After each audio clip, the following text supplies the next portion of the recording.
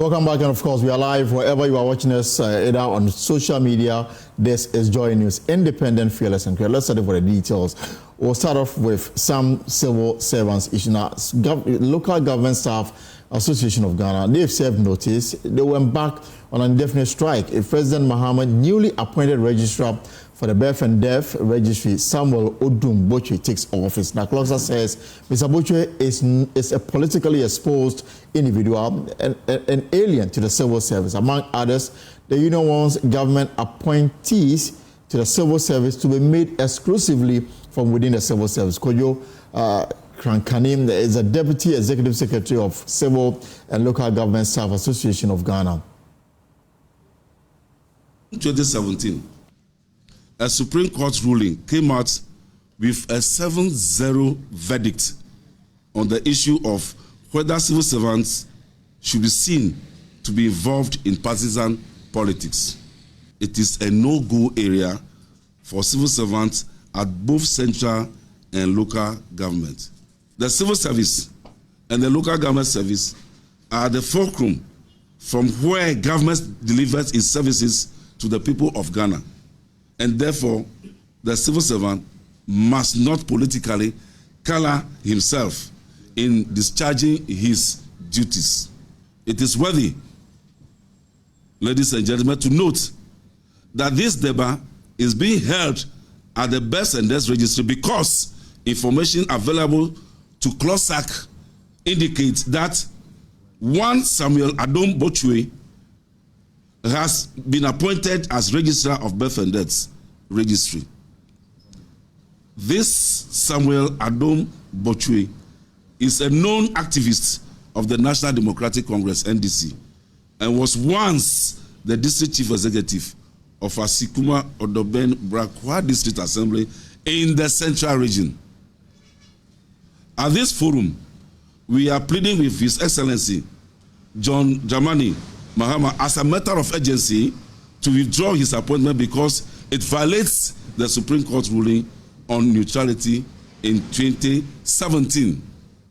We want to state that CLOGSAG will fully collaborate with government to ensure that the civil and local government services are devoid of politically colored persons.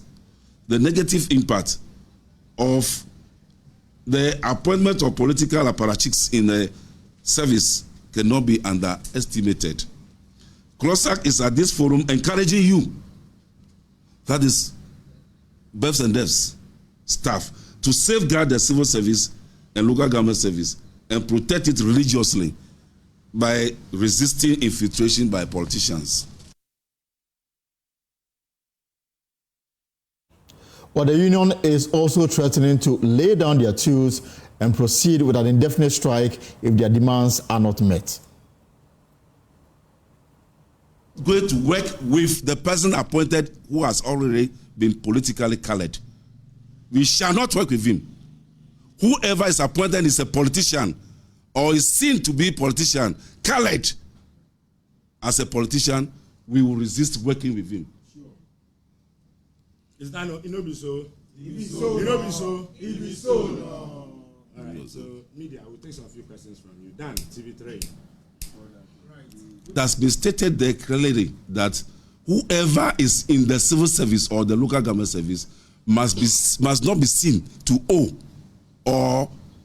owe his appointment or his promotion because to any political activity, because he's delivering on behalf of government. Government is different from politician, and therefore it should be neutral. From that point of view, we are insisting that it's a career civil servant that should be appointed. We have the competencies. When we continue to do this, you are abandoning and killing the civil service. We have career civil servants that have been doing the work all this while. So a politically colored person will only come and become biased and discriminate, and the public for which the services are being rendered will not be satisfied.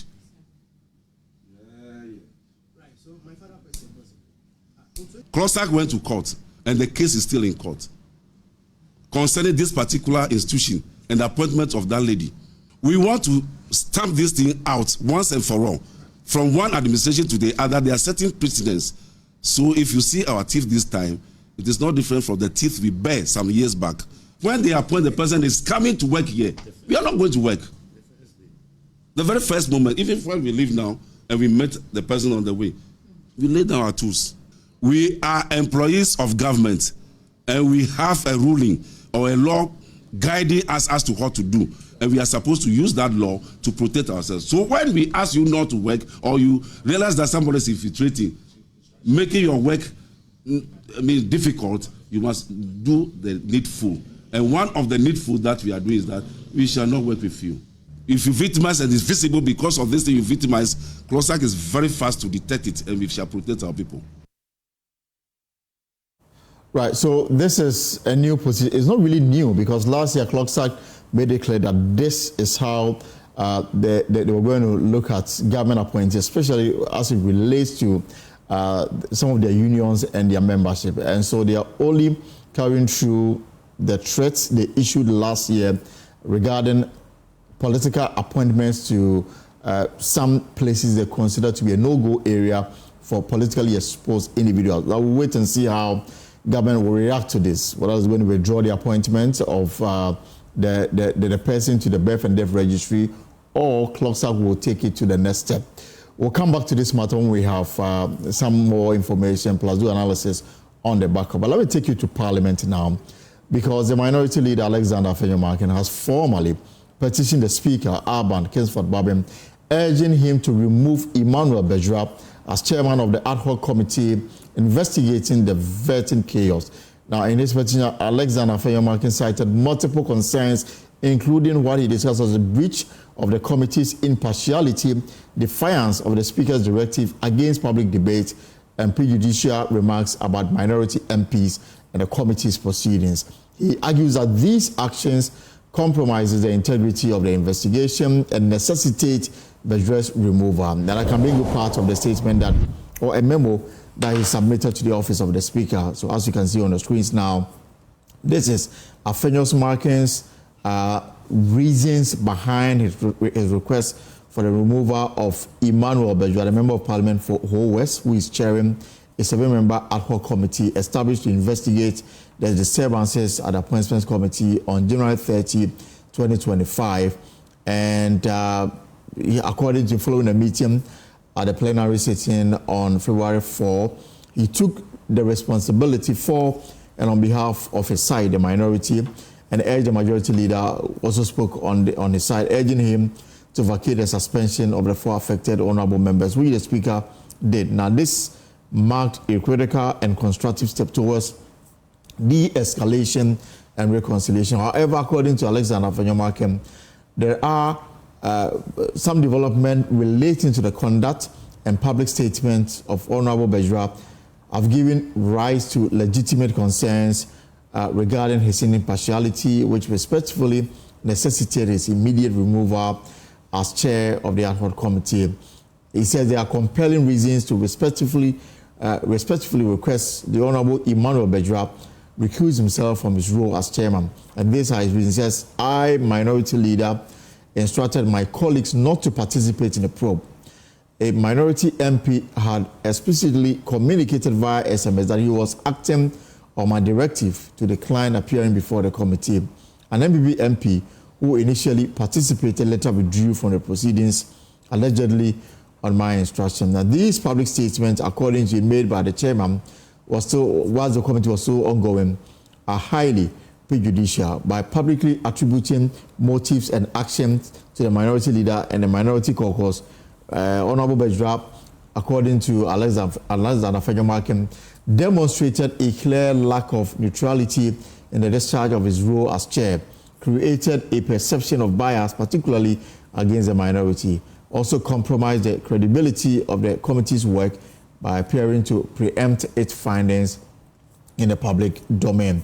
And he cites reasons why he thinks that Mr. Bejra has violated the ethics that governs the establishment of such a committee, and then goes on to make the point that the Speaker should take action to deal with this matter. So this is Afenyo's Markins reason. And this afternoon, the committee started its work this week, suspended the sittings, resumed sitting today, and the Foreign Affairs Minister designate, Samuel Odum Botwey, who provided a detailed account of the chaos, expressed disappointment with the way members conducted themselves on the day. What I saw was a degeneration into violence, destruction of property. As soon as I entered, I was greeted with hostilities. It was clear to me that I was the target. They did not want to have me vetted that day. And why do I say that? If you look at the schedule advertised and published, the media giving copies, you had some of the persons here who were even taken ahead of me. For example, the Honorable Joseph Bukari Nikbe. He was to have come after me on the schedule that the Appointments Committee published. They did not have any difficulty bringing him ahead of my vetting. Did you find out why that happened? Because we were wondering, if you have this schedule, why should they vary without informing you? Nobody gave me any information. Okay. Even the Honorable Akando, who was about to be sworn in before me, the schedule that I was given, and you heard him confirm that, he was to come the next day, that's Friday, 31st January. But they called him that he could come ahead, and he has just confirmed that.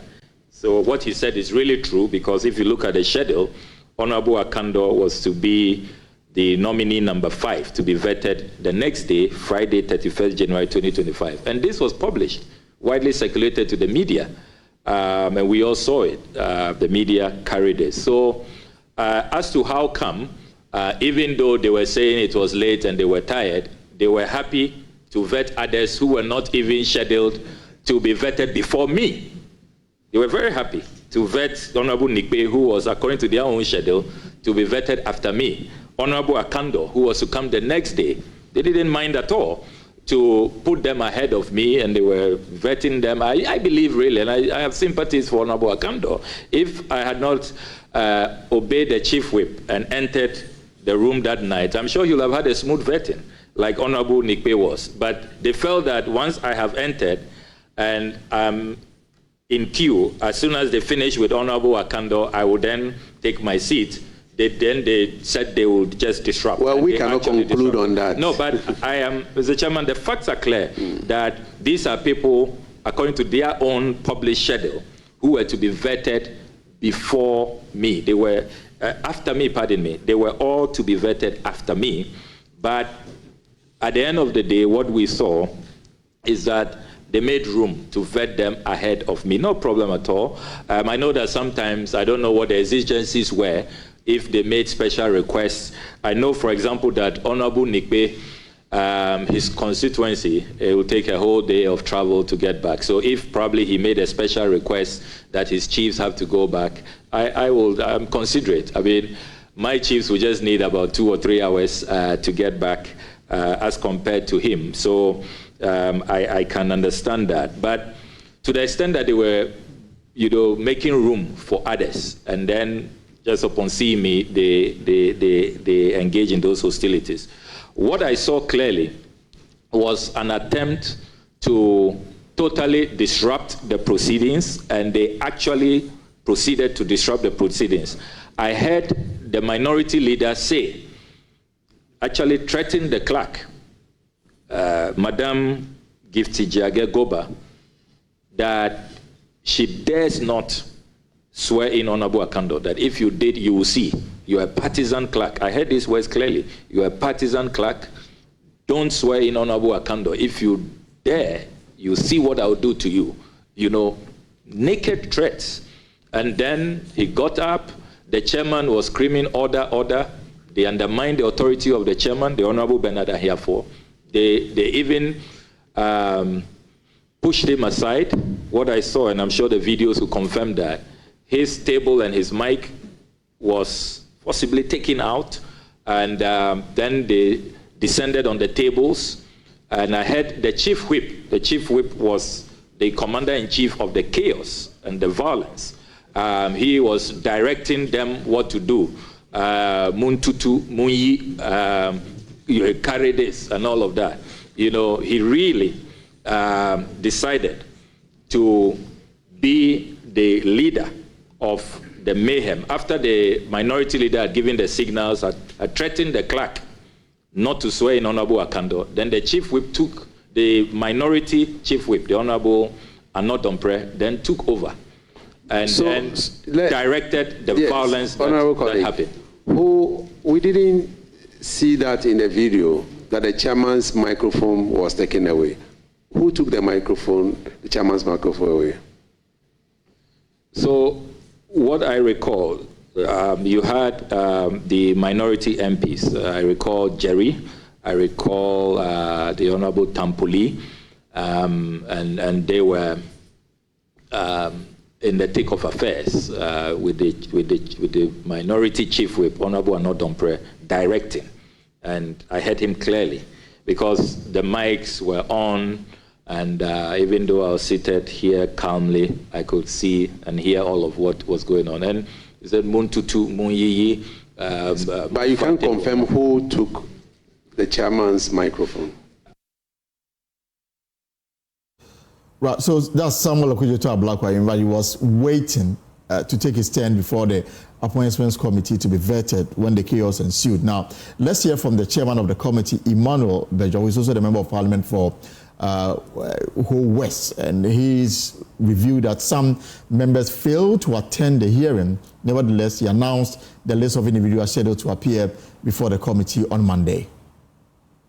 The minority has just had a news conference where they accuse you of bias. They've asked the speaker to take you off the committee, and we've also not seen the members of the majority here. Do you expect that they will come, and do you expect majority MPs to testify? Well, I don't know. We are waiting for them to testify. I have not seen any accusation on my part for being biased. I'm not biased. We all see what we've done here. And we were even surprised that they were not here. So we are waiting for them on Monday.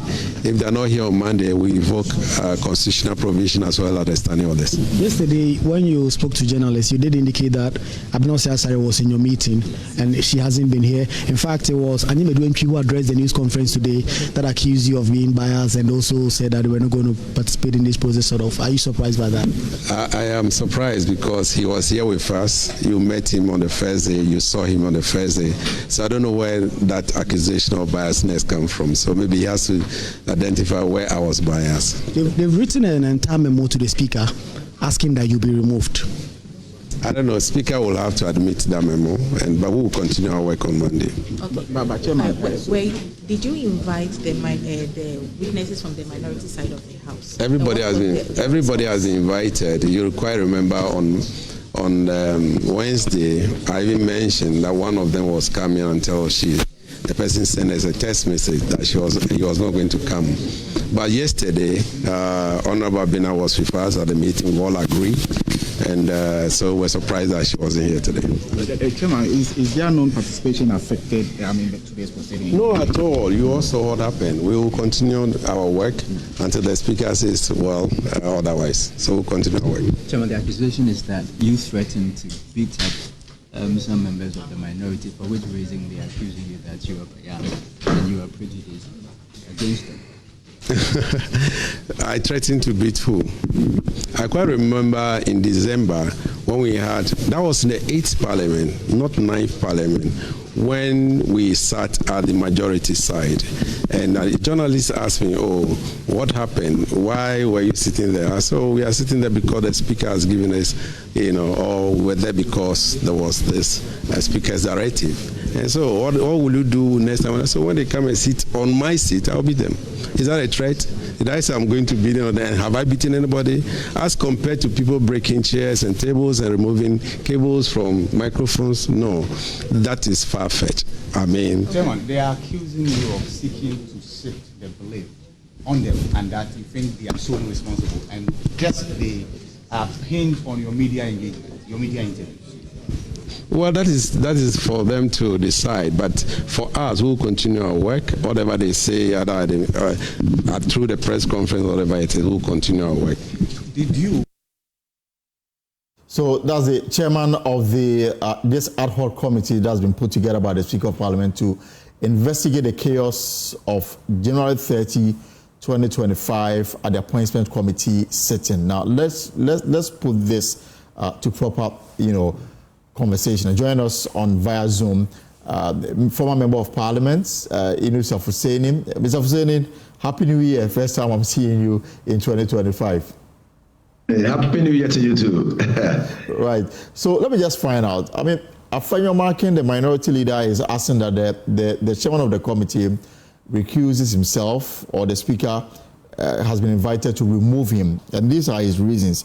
He says, Right Honorable Speaker, there are compelling reasons to respectfully request that Emmanuel Bejra recuse himself from his role as chair of the ad hoc committee. These include breach of committee's impartiality and confidentiality. He says that Mr. Bejra, during this week's sitting, said he, Afenyo Markin, instructed his colleagues not to participate in the probe.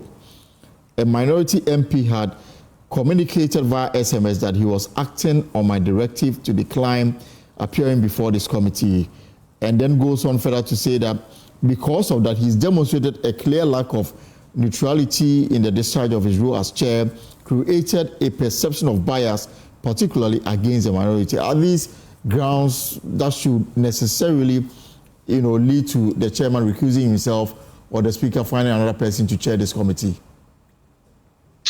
Well, I don't think that they are weighty enough to found bias on the part of the chairman of the committee.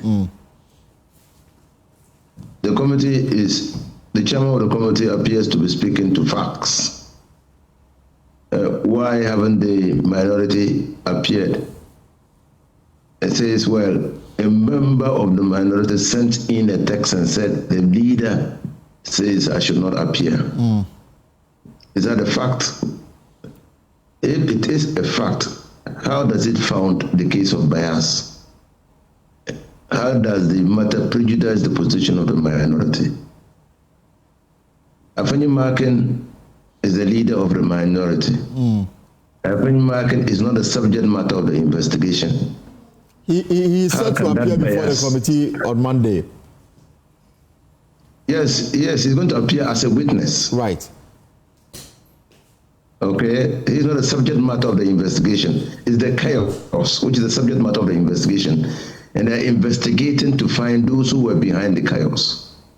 So he will appear as a witness to say what he knows transpired at the committee level. And the fact that somebody has said he sent in a text to her, directing her not to appear, cannot found bias. It's a statement of fact. Unless, of course, that statement is a misleading statement. And then you can read malafide, bad faith in that statement, and then go ahead to establish that that statement was prejudicial. But so everybody asks the question, why didn't the minority appear? And says, well, I knew it was with us yesterday or the first day of the sitting, but decided not to come again. So these matters, the only grievous matter that I see in all this thing is that he is of the view that the chairman of the committee speaking publicly on matters of the committee, right, could prejudice the credibility, could affect the credibility of the investigations. And he quotes what the speaker back when had said at the time of the formation of the committee. So I would only advise that the leader of the committee, the chairman of the committee, should refrain from commenting on matters that have ensued at the committee, because it's a public sitting. Initially, we were told that it was going to be an in-camera sitting, but it appeared to be a public sitting. And so he should leave the public to make or draw their own conclusions from what is happening. I mean, simply saying that, oh, these matters are public and everybody listened and heard what the witnesses said, and everybody is entitled to draw conclusions from that. It's enough. But to say that this and that you heard these people, no, the chairman should, refrain from commenting on the proceedings. But even though I understand the position you've taken, but the chairman is making comments. The platform has been provided for witnesses to provide their own accounts of what they saw that transpired on that particular day. To what extent will the chairman's comments, influence the facts that the committee is seeking to establish, where the platform is there publicly for you to say what you have to say? So even the clip that you played, you saw the chairman's questions when the Honorable Samuel Odum Botwey said the chairman of the appointments committee was shoved away and his microphone taken from him. Right. The chairman was dead on point when he asked, did you see the person who took the microphone? And you say, so that's trying to elicit evidence from the witness. So if the witness is unable to provide that direct evidence pointing conclusively towards answering the question, who took the mic, that evidence will be assessed at the end of the sitting and weight will be given to it.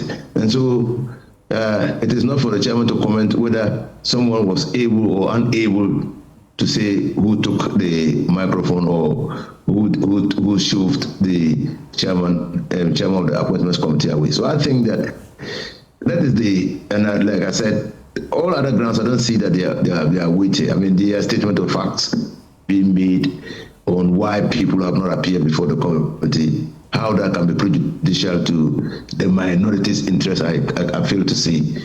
But I agree with them that the chairman must restrain himself from commenting on the proceedings of this sitting. Okay. I'll come back to ask whether these are all strategies being adopted by the minority to stay away from this committee, because first, they raised issues about the fact that they were not consulted in the composition of the committee, and now they are raising issues about the comments of the chairman, whether this is all part of an agenda or a strategy to avoid accountability, for want of a better word. But let me bring in Samuel Odum. Samuel Odum is also reads a lot into this, executive director of the Parliamentary Network of Africa. Samuel, what do you make of what is happening now? The minorities' consistent changing of position on their participation with this ad hoc committee?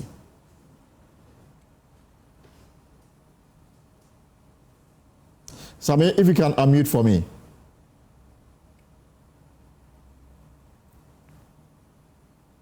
Right, so I'm trying to get attention of Samuel Odum, what you make of the pusher of the minority, if you like. They are seen as key witnesses, or they can provide better perspective to what transpired on that particular day, because a lot of the accusations that we've heard so far appears to be pointing fingers at them. But so far, it doesn't look like they want to participate. They've made it clear the reason why they are not participating. They've raised issues about bias on the part of the chairman and asking the speaker to remove him and put somebody else there. The leader of the side is expected to appear on Monday. Based on what we are getting from his office, it is unclear whether he will make that appearance on Monday. Samuel, if you can hear me now, I was asking your initial reaction to the posture adopted by the minority side, whether there's an attempt to, escape, accountability. Elton, is this to me? Yes, I can hear you, Samuel. Please go on. Hi, great. I think that Honorable Fuseni has spoken to the legal part of things. I mean, he's more vested in those areas. I would not want to veer too much into that. But yes, I mean, when there is a proceedings of such nature, we all know the antics in Parliament. We all know how, various players within the parliamentary space, have ways they like to adapt, adopt for some of these things. And so, yes, it is not unusual to see somebody who is supposed to be part of the committee now being the one presenting to the press on why the committee was not even properly constituted and why the chairman must recuse himself and what have you. It is not unusual to see some members of parliament from the minority side refuse to attend. This may be part of their bigger strategy towards dealing with matter in a different way.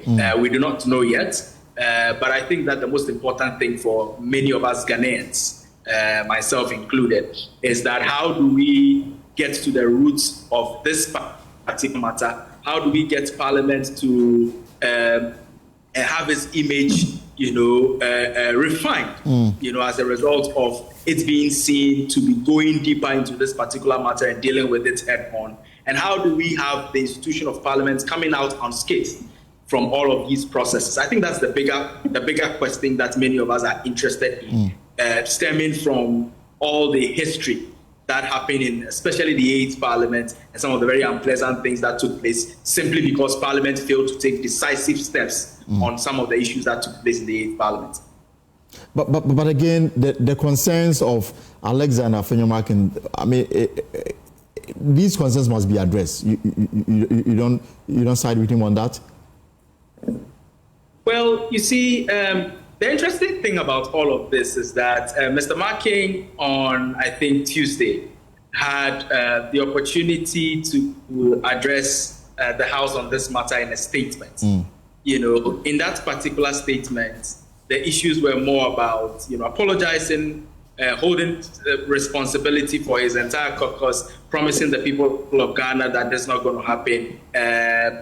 Not a single time did I hear him veer into the issues around the committee, because the statement was essentially about the entire happenings and Mr. Speaker's pronouncement after the happenings. It was more about wanting to plead for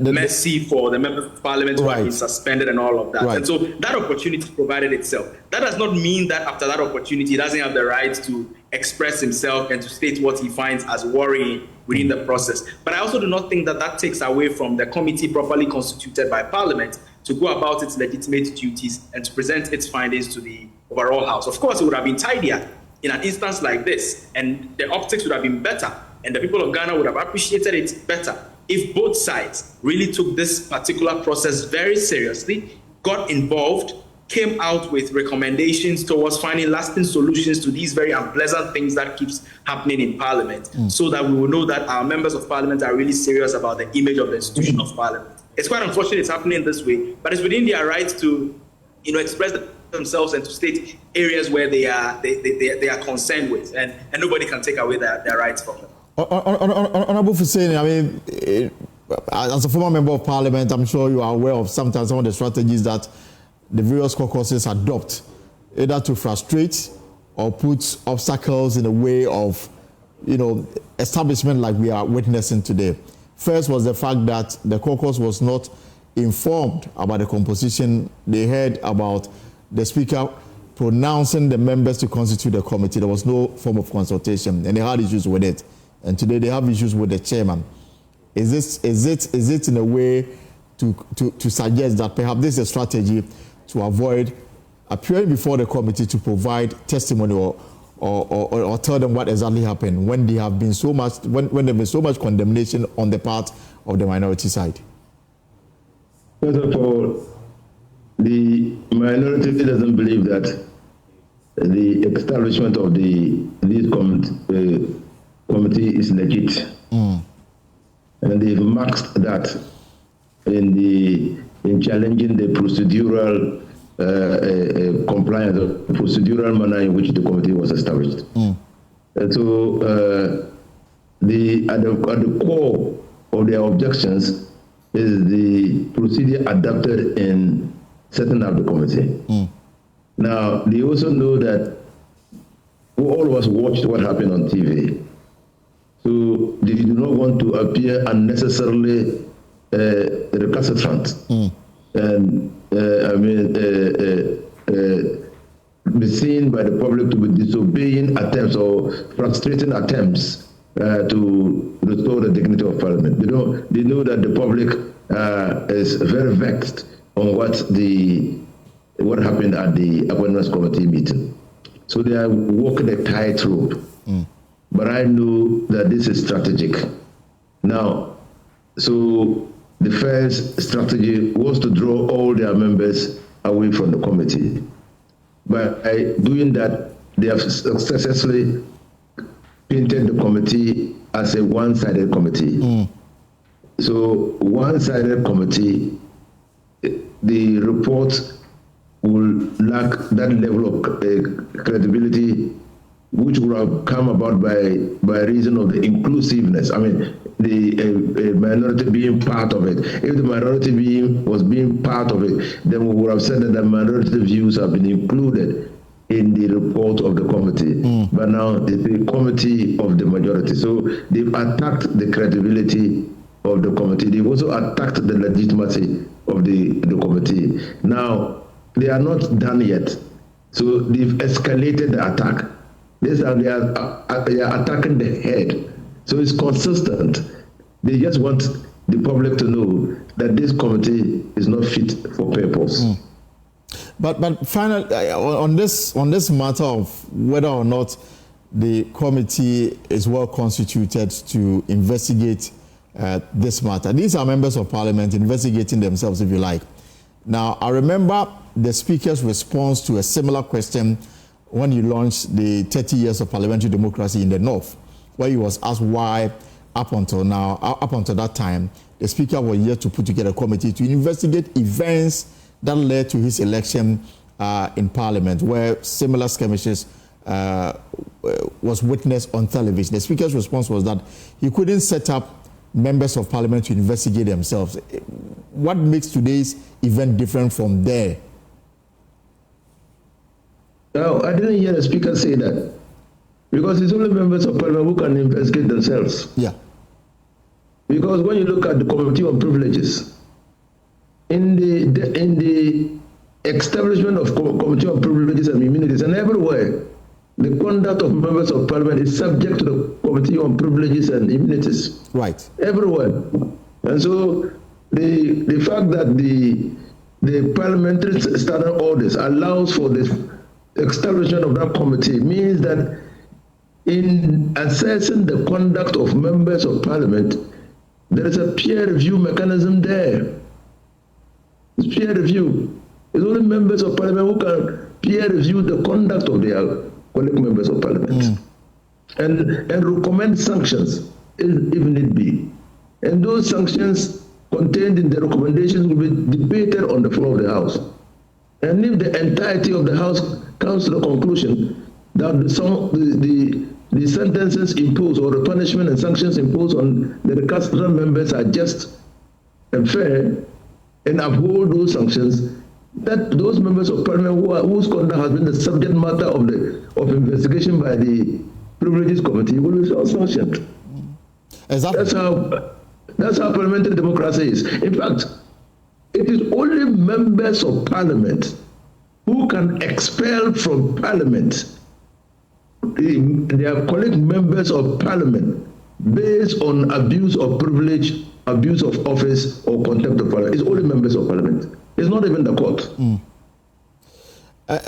And so that, for me, presented some surprise for me. I mean, in terms of the Speaker's reaction then and his reaction now. But you think that the outcome of this committee will help deal with this matter once and for all? To be honest with you, I don't think that the outcome of this committee will deal with the problem. I had thought that the Speaker and Parliament will take opportunity to immediately set up the Committee on Privileges and refer the conduct of the members of Parliament whose conduct is the subject matter of discussion to the committee, and the committee will investigate them. Listen to them. So you will deal, first of all, you will deal with the legitimacy of the committee. It's a committee of Parliament, it's a Privileges Committee, and that committee is the only committee of Parliament apart from the Finance Committee that has been named in the Constitution. So legitimacy checked. And then the constitution of the Privileges Committee is provided. Have they been properly constituted? Yes, check. The members will appear. Can they be charged with Can they be accused of odi alteram partem rule? Can anybody accuse them for not hearing the committee, the members whose conduct has been the subject matter of investigation? No, checked, because those members will be invited to appear before them. Right. And so you check all the boxes. Will they make recommendations, and what recommendations, and will it be within their jurisdiction to make such recommendations? Yes, check. Because ad hoc committee can be formed, but ad hoc committee will be formed based on a motion moved by a member of parliament for the establishment of such a committee. And in this case, it's the Speaker Somoto who established the committee. Right. So, and then the minority is saying that, well, even in establishing the committee, the Speaker used his discretion and to select members of parliament who will constitute the committee. Where he derived his powers from, I don't know, maybe it's somewhere in the standard orders, but I don't know. And so that is why the minority is challenging the procedural steps that were taken to constitute the committee. And I thought that to put all these things in proper perspective, the Committee of Privileges ought to have been established, just like the Committee on Appointments, with some level of alacrity. If you can establish all the standing committees and select committees of parliament, and there are many, you can constitute the Privileges Committee because of the exigencies of the situation and refer the conduct of members of parliament to them. Unfortunately, the Privileges Committee is not yet in place, but I'd like to say thank you so much, former Honorable Member of Parliament, Minister Fuseni. Samuel Ben, let me give you the final bite on this matter. So you've heard that there appears to be so much doubts around the legitimacy of this committee and whether or not the outcome of its work can hold any water. What do you personally expect after hearing and the recommendations that obviously will be made to the Speaker by the members of the committee? Well, Sammy, if you can unmute for me, I was asking for your final bite on this matter. There appears to be legitimacy issues that have not been resolved regarding the existence of this ad hoc committee. Now, the committee obviously will finish its work, whether the minority participate or not, and they will present their report plus recommendations to the Speaker. What positives would we be able to pick out of this going forward? So we've lost Samuel Ben there, but this is a conversation that will continue. The chairman has announced those who are expected to appear before the committee on Monday. Amongst them is the minority leader, Alexander Fenyomakin, a member of parliament for Nsoma Duaji, Frank Anodom Prep, and other members on the minority side. They have raised issues with the conduct of the chairman and then invited the Speaker to remove him and put somebody there who they claim that the chairman is not neutral, he's biased, and plus other concerns that they've raised. There's not been any response yet, so wait and see. But on Monday they will sit again, and the expectation is that the minority leader and other members who have been built to appear before them will do so. We'll keep an eye on this matter. Now, away from that, let me take you to the Ashanti region, because the Ashanti Regional Coordinating Council has identified 618 uncompleted infrastructure projects in the region. The inventory was taken in line with the President Mohamed's vision to invest in uncompleted infrastructure projects. Regional Minister Dr. Frank Amwakohene reviews the projects are being grouped under various financing options, after which efforts will be made to resume work on them. Nana Ojima was at the Minister's News Conference in Kumasi and came through with this report. Ashanti region is among areas plagued by illegal mining, with forest and water bodies among areas of target for gold mining. Though efforts were made by previous administrations to halt the menace, forest and water bodies have continued to come under attack. In carrying through President Mohamed's drive to promote responsible mining, the Ashanti Regional Minister, Dr. Frank Amwakohene, has reviewed plans to stop mining in forest reserves and water bodies. The President has issued out a directive that anyone in the forest reserves mining should vacate those spaces. We are giving them up to 2 weeks, that if you are mining within the forest reserves and you don't want to be on the bad side or on the other side of the law, you have 2 weeks to vacate or to leave those spaces. Again, the other area had to do with our water bodies. So we are also giving them 2 weeks period that if you know you have any investment whatsoever and you are on the water bodies polluting them and then destroying our water bodies, you have 2 weeks to leave the space. We will send out a team to make sure we restore normalcy and restore order within the mining sector. In most mining communities in the region, many pits are left opened after being mined illegally. Already, the Environmental Protection Authority has started enforcements seizing some mining equipment. Dr. Mwakohene has assured the government's preparedness to follow through with a comprehensive program to deal with illegal mining. Having done that, we also realize that most of the rivers have their pass through different or other regions, for which reason the effort within Ashanti region to even curb the Galamsey and the illegal mining issue may not or really does not come to light. So what is happening is that I'm working together with the other regional ministers who equally share most of the tributaries of the river, and the river passes through their regions, so that we can be holistic in our approach towards fighting this Galamsey issue. Meanwhile, the minister, in reacting to the recent violent clash between the military and illegal miners in Obuasi, said investigations are underway. He assured thorough work will be done.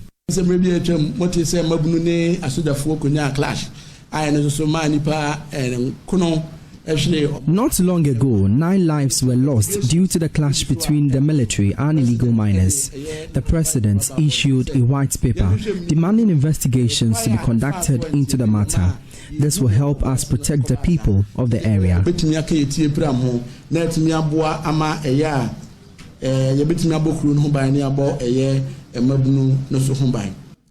For Joy News, Nana Yaojima, Kumasi. Well, the acting chief executive officer of the Environmental Protection Authority, Professor Nana Brown Kluche, has directed all regional and area officers to intensify monitoring in their respective jurisdictions as the agency ramps up efforts to combat illegal mining. Issuing the directive during a visit to the Praia River and several illegal mining sites this morning, she called on chiefs and traditional authorities to collaborate with the EPA and take decisive local action to tackle the crisis. On the field as the CEO, monitoring the Galamsey issues, monitoring the situation of the water pollution. All my staff in all the regional offices and the area offices must get out there on this same mission to make sure that people are complying to the environmental rules. So we're currently standing below the bridge of Biposo, and we can see the Praia River at the moment. The color, you can clearly see from here that it's contaminated, and this is as a result of the illegal mining people are doing inside the water, right from the eastern region part of the River Praia. Then the contamination of the polluted water gets to this side. So currently we are here to pick sample of the water. I've received a number of proposals for the EPA so that EPA can clean up these water bodies all in the country where we have the polluted water. This, we have interacted with the community people, and during our engagement, you've got to understand that they used to use this river for cooking and other domestic purposes. Today, they are not able to use the river again at all for their domestic purposes. The Environmental Protection Agency is asking, actually pleading with community members, especially where this illegal mining in our water bodies are happening, to let EPA know, and also they have the capacity to actually prevent people from mining illegally in their water bodies. We're also pleading with chiefs and elders that they should stamp on their authorities so that their rivers that people use, the community members use for their domestic purposes, will not be destroyed or polluted the way we are seeing it. The EPA is calling on all community members, especially the areas where illegal mining is happening in their water bodies around them, to stop, or they should use their power as community to stop them, because we know that this illegal mining is not done by the community people, it's done by people, strangers, or people who don't reside in the communities. Right, so we'll take a short break here on the Pulse. When we return, we've got some exciting stories for you. 14 years, first-year student at the university, 3-year-old girl doing wonders. We'll have those details coming your way shortly. Welcome back. This is the Pulse on Joy News, and we'll also be taking you to the presidency. The Jubilee House President Mahama is getting ready to sworn in the ministers that have been vetted and approved by Parliament. A tall list of them. When the president is ready, we'll take you live there. But let's talk about something very exciting. It's a perfect time to hear from Genius of the Day, Melvin Maoli Papani Agbowada, a 14-year-old mathematical science student with a bold ambition to build Ghana's first robot to assist the elderly and people with disabilities. Now, Melvin's academic journey has drawn widespread attention even beyond Ghana's borders. After completing senior high school, he excelled in the WASI, earning A's in both core and elective mathematics. Whilst his parents hoped he would pursue medicine, Melvin had other plans. Driven by his passion for robotics, he chose to study mathematical science, determined to revolutionize elderly and disability care through innovation. Today, he's living that dream as a first-year student of Ghana's premier institution, the University of Ghana. I'm honored to have him in the studio to talk about this. He's also here with his parents. So, Melvin, you're welcome. Thank you. I hope you are doing good. And the parents as well. It's great to hear. So good. Great. So, the thing is, when I was your age, I was preparing to enter senior high school. In your case, you are entering university. You have actually jumped like 2.5 years or 3 years. How did you do it, Melvin? Okay, so first it begins. I'd like to thank God for everything and for helping me successfully pass the journey. And secondly, to thank my pastor, Bishop Charles Ajunasari, and Dr. Selassie Ajunasari. So I started school from 3 months.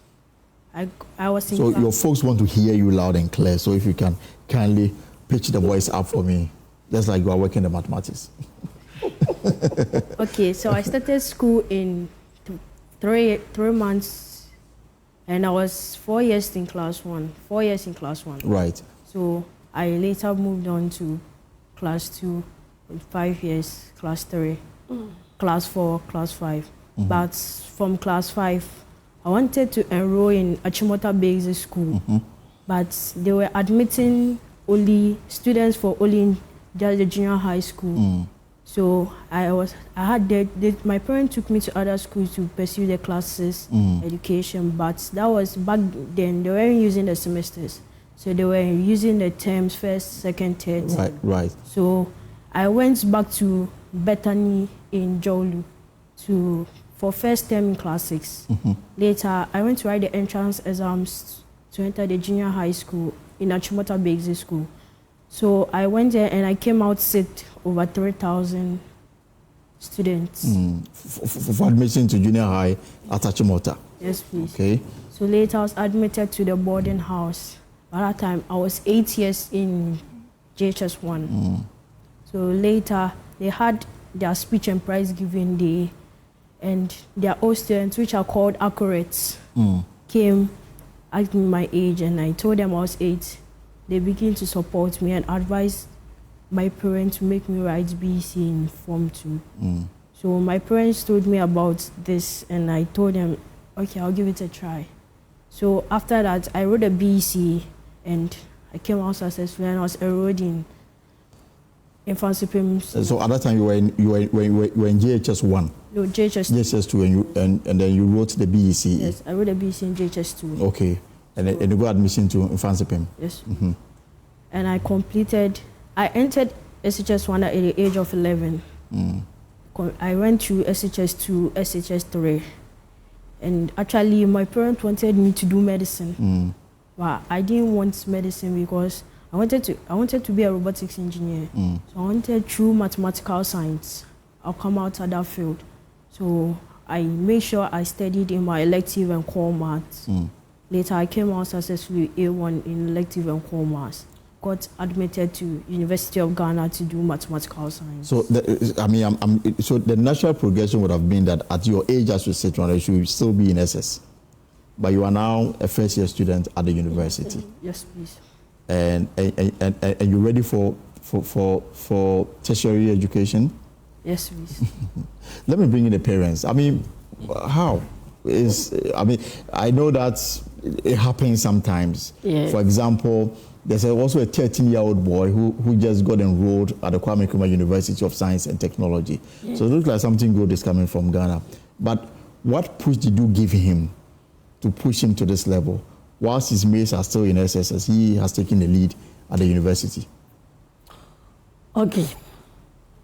I'm a teacher myself. Okay. So, when I gave birth to him, it was time for me to go to work. He was 3 months, so I have to send him to school. So he was there, and I don't know, they saw that. Still breastfeeding. So I'll go and come and breastfeed him. So when he was 4 years, then they said, no, they can't keep him over there because they've seen something in him. Then they promoted him to class 1 when he was 4 years. So from there, then at the end of the time, when he come back home, the results first, second, first. Then that was where I started calling him, helping him. I don't play with him. I make sure I'm always on him to learn. Sometimes I will lock him up in the room when it's exam to sit down and learn. So when we were about to relocate to where we are now, it's like I didn't want him to suffer. So I wanted a boarding house for him. So I went to Achimota and they said they only admit from C classes to JHS1. So from there, I have to quickly move to see the head teacher at John Bethany School, where they enrolled him in classes 3rd term. So he used that time, the normal teaching. So after school, I made sure I keep him inside to learn. Then he wrote the exams out of over 300 and something. He came out to be sick. So he wrote the exam and he entered into the JHS 1 over there into the boarding house. So one day I had a strange call and they told me that I have a boy in the school and they interviewed him. They saw a very big potential in him. So they were advising me to help him leave and go to a different school, those international schools. So I told them I couldn't afford. So they told me that then I should help him in studies. When he gets to JHS2, he should write the BEC. So by that time, classes. And by the grace of God, this is where we are now. But let me find out from that. I mean, was there fear in you at any time because of the way he was progressing? No, not at all. Because when he was a child, you could see that he would take a stick and be playing with things. So I know that there is something good in him. Because sometimes you see him taking Milo thing and make something out of it. So it is true that we started encouraging him. Sometimes when I am on my computer and doing some reporting and other thing, and I find it difficult to do certain things, he will come and then help me to do it. So it is then that we realize that there is something potential in him. So when we push him, he can do his best. That is why we started pushing him. But the most important thing is we encourage him more to learn. Learn hard. So I also, at this point, I also want to thank Archbishop Charles Ajinasari and Dr. Bishop Selassie, and then the entire children department, because they also play a critical role. Because I could remember before you go to write the BEC, the church organized classes for them every Sunday. For all students. For all students, BEC students. So that one to us help other kids. So we broaden the scope of knowledge in all areas, because we know that he can do something. He can come out successful. Let me again bring in Melvin. So Melvin, why not medicine, pharmacy, engineering? Why mathematical science? You know, maths is a very scary area for a lot of kids. Okay, so first of all, I found my interest in mathematics because in maths, I came with a plan. I wanted to do the robotics engineer. And with that, we used to solve worldwide problems. So with mathematical science, mathematical science is like a course that is used to solve real-time problems, solve world-life problems, and also gets me into that field. I found out that when you do mathematical science, through an excursion, when you do mathematical science, you can come out being a robotic engineer. So during SHS, I made sure I did well in maths, and the WASI results came, and I got A1 in both elective and core maths. But really, tell me the secret here. Maths, should people be so much afraid of it? No. Why was it so easy for you? I thought the reason why maths was simple for me was because I placed it in the mentality that maths is full of application. Okay. Anything, the application of formulas, theorems, and laws. And the robotics, is there anything in mind that you've pictured that you want to pursue and actualize it? Okay, so the reason why I wanted to do the robotics engineer was because, you see, in Ghana, you see plenty disabled people and stuff, people who can't walk, people who lack kidneys and stuff. So through this robotics engineer, you can use robots or technology to create these parts for those people in order to do their daily life. Yeah, to make life better for them. Yes. So, example, let's say a COVID-19 patient. So a COVID-19 patient is an airborne disease. You can't get in contact with the person. So whether we can create a robot that will help send the person, give the person food or any assistance the person needs. And with that, the robot can transfer anything the patient wants to the nurse or the person at duty to, and order the robot to bring it to the person. So it also creates assistance. So that's. And at the University of Ghana, do you have access to some of these tools to help you realize this?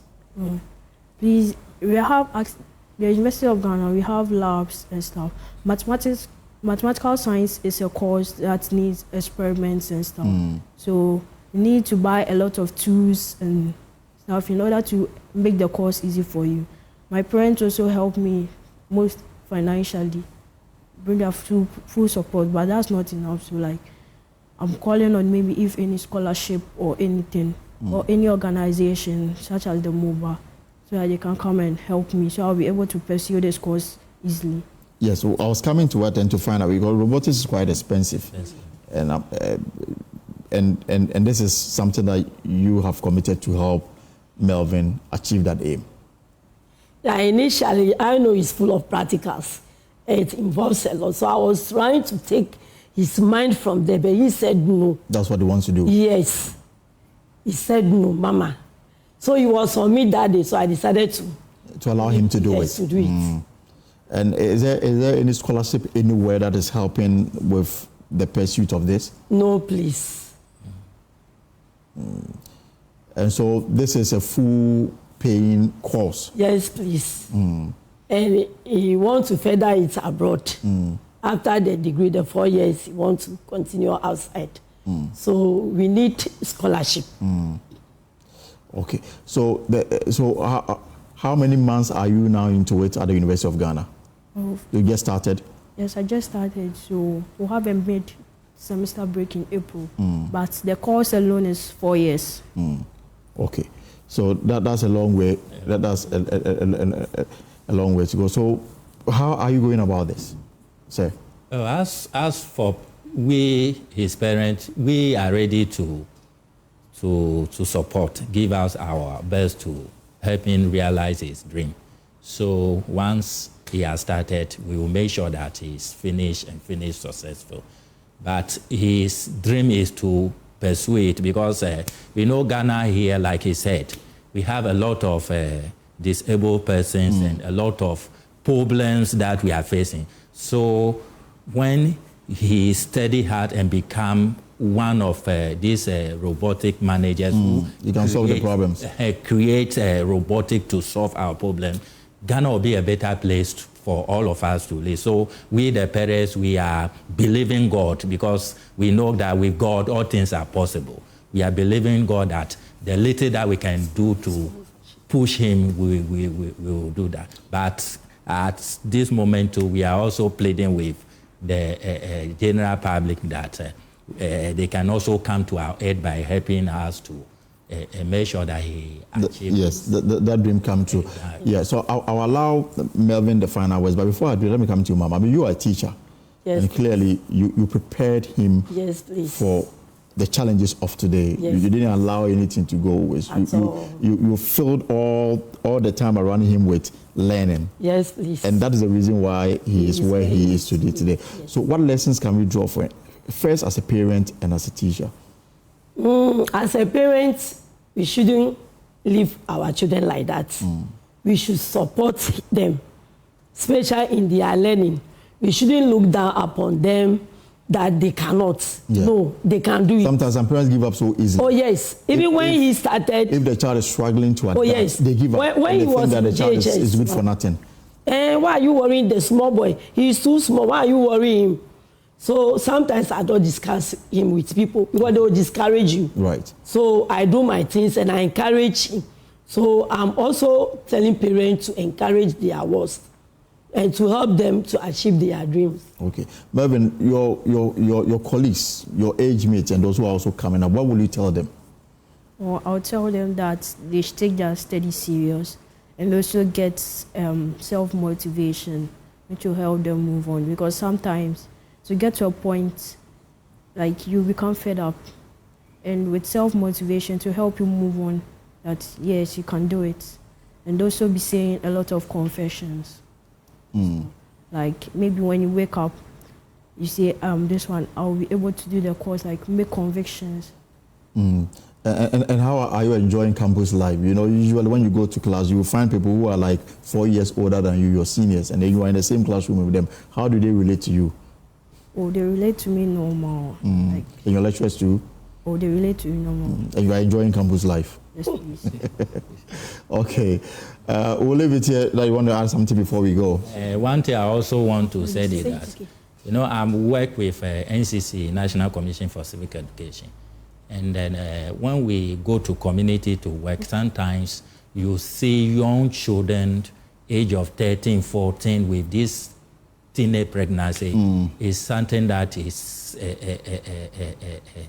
disheartening. So we want to project Mervyn to prove to them that it doesn't matter where you are. Even if you are in a typical village, once you are serious and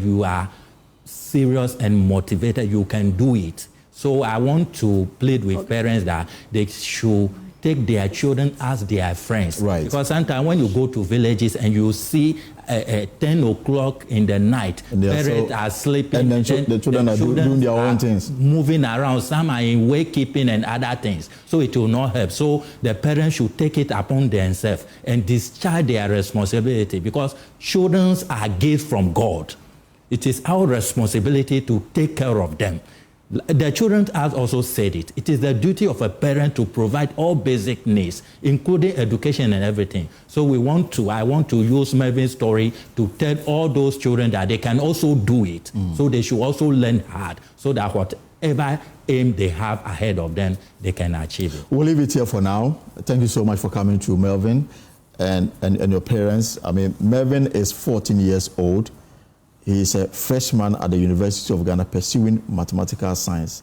His dream is to build a robot that can help people with disabilities at age 14. Well, before we take a break also, let me bring in something that happened today at the Burma camp, from St. Catherine's Church in Burma camp, where the funeral service for distinguished soldier, former Council of State member, and former Chief of the Defense Staff, Lieutenant General Arnold Kwenu, was held a while ago. In a tribute to the man who led ECOMOG force to Liberia during the Civil War, President Mahama urged Ghanaians to uphold selflessness and patriotism, values exemplified by the late Lieutenant General. He eulogized the esteemed soldier for his pivotal role in restoring peace to Liberia during a civil war.